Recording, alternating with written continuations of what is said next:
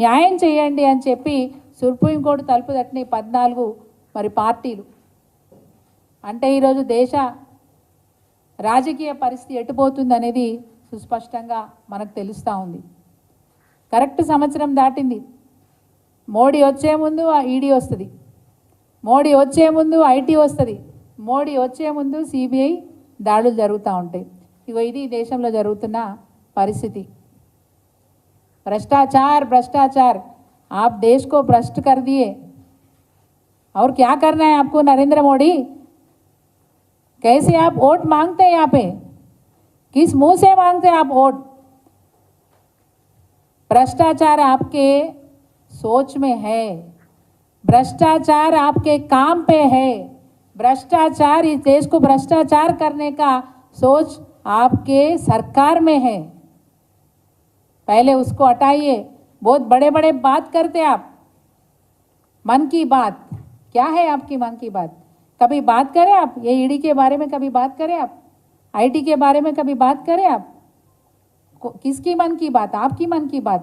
लेकिन ये देश के लोगों का मन की बात क्या है कभी सोचे आप? यहाँ पे किसान कितना तरस रहे आप कभी सोचे आप? आखिर में वो हैंडलूम्स जो भी वर्कर्स रहते हैं उसके लिए उसके ऊपर भी आप टैक्स बढ़ाए, कॉटन पे टैक्स बढ़ाए, बच्चे जो दूध पीते हैं वो दूध पे भी टैक्स बढ़ाए, किसी को छोड़े आप? ये देश को पूरा भ्रष्ट कर दिया आप। अरे कितना बोलना। ఈ బీజేపీది ఎట్లుందంటే వీళ్ళది ఒక కొత్త పాలసీ ఉంది, ప్రపంచంలో ఎక్కడ కూడా ఇట్లాంటి పాలసీ ఉండదు. వాషింగ్ పౌడర్ నిర్మా ఇది వాళ్ళ పాలసీ. ఏ నాయకుడైనా వాళ్ళకు లొంగిపోతే వెంటనే వాళ్ళు పవిత్రులు అయిపోతారు. ఎవరో ఎందుకు, మన తెలుగు పార్లమెంటు సభ్యులు సీఎం రమేష్ గారు, సుజనా చౌదరి గారు, ఇట్లా అనేక మంది పేర్లు చెప్పొచ్చు, వరుసగా చదవచ్చు. వాళ్ళ దగ్గర పోయేసి అయ్యా నమస్కారం, నీ ఈడి దాడులు వద్దు, నీ ఐటీ దాడులు వద్దు, నువ్వు ఎట్లా చెప్తే గట్ల ఇంటా అని చెప్పి సాష్టాంగ పడంగానే వాళ్ళు పరమ పవిత్రం అయిపోతారు. వాషింగ్ పౌడర్ నిర్మా పాలసీ అప్లై అయిపోతుంది. ఇగో ఇది బీజేపీ యొక్క విధానం, ఇట్లా ఉంది వాళ్ళ విధానం. మరి కవిత గారంటే నిజంగా ఒక విచిత్రమైన విషయం మీ దృష్టికి కూడా వచ్చిందో లేదో నేను గుర్తు చేయదలుచుకున్నా. నేను టీవీలోనే చూసిన, నాకు ఆ ఛానల్ పేరు గుర్తులేదు కానీ టీవీలోనే చూసిన. వాళ్ళు ఆ ఈడీ సంస్థ ఛార్జ్ షీట్ కానీ కోర్టుకు వాళ్ళు సబ్మిట్ చేసిన విషయాలు కానీ ఆ పేపర్ని వాళ్ళు స్క్రోల్ చేస్తూ ఉంటే నేను గమనించినాను.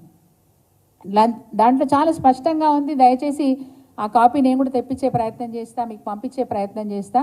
ఎంత దుర్మార్గం అంటే మన భారత సంస్కృతి ప్రకారం, మన దేశ సంస్కృతి ప్రకారం ఒక ఆడపిల్ల పెళ్ళి జరిగితే, ఆడపిల్ల పెళ్ళి జరిగిన తర్వాత ఎవరింటి పేరు వాడతారండి?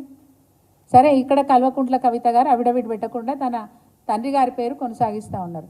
కానీ వారి ఛార్జ్ షీట్లో ఎట్లా మెన్షన్ చేసినారంటే, వారి మీద ఆరోపణ చేస్తూ Kalvakuntla Kavitha daughter of chief minister of Telangana Kalvakuntla Chandrashekar Rao అని మెన్షన్ చేసినారు. ఇది ఒక్కటి చాలు, రాజకీయ కుట్ర దీని వెనకాల ఉంది అని చెప్పడానికి ఇది ఒక్కటి చాలు. ఎక్కడైనా చీఫ్ మినిస్టర్ ఆఫ్ తెలంగాణ అని రాస్తారా అండి కేసులో? ఎక్కడైనా రాస్తారా అట్లా? Daughter of Kalvakuntla Chandrashekar Rao